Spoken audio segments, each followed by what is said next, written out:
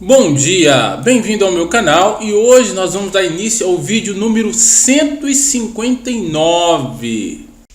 Hoje começaremos aí a aula sobre o livro O Espaço do Cidadão, do professor Milton Santos. Sem mais demoras, vamos aí, módulo 1.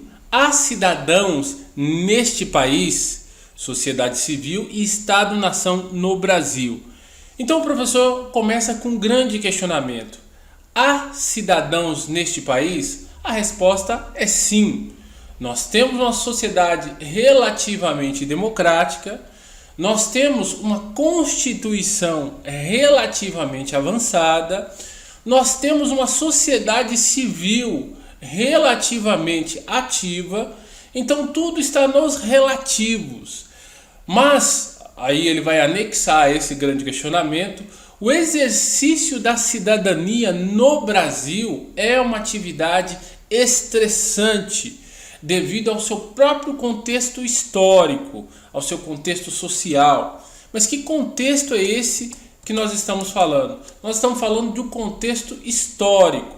Então, como todos nós sabemos, o Brasil inicia sua vida enquanto país, enquanto nação, através de um pacto. O pacto colonial ou o sistema colonial, onde a metrópole, envia de maneira desigual manufaturas com preços extremamente abusivos e compra matérias-primas com preços extremamente baixos.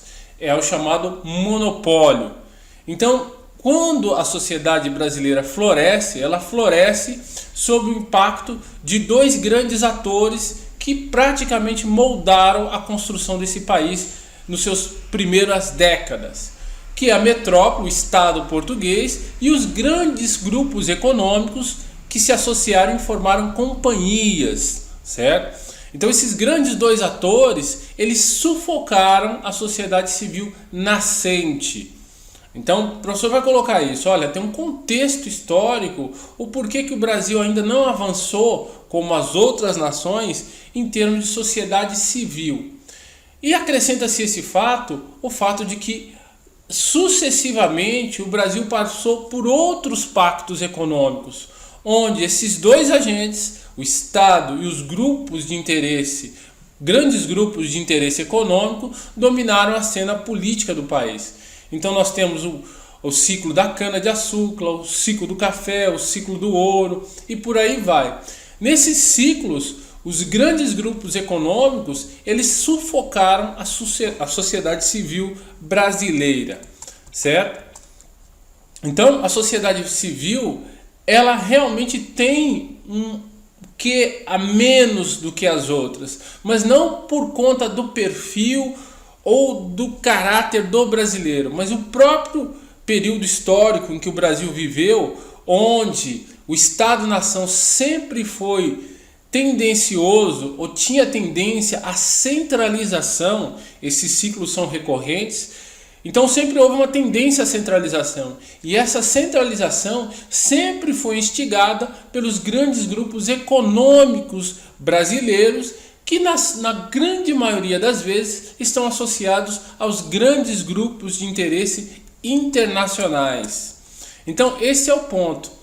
Aí quando nós hoje vivemos um outro ciclo, então ele vai falar, ele vai citar os ciclos econômicos razoavelmente, mas tem um trecho muito interessante. E os estados nem sempre coincidem com a sociedade civil, mas ao contrário, refreiam-lhe os impulsos e frequentemente desrespeitam os indivíduos, sob as justificativas e disfarces mais diversos. A dialética da vida social leva em conta o movimento desses fatores. O dado institucional, o dado econômico, o dado cultural e o dado individual interdependem e interagem. Então é óbvio que esses fatores eles são muito desiguais no Brasil.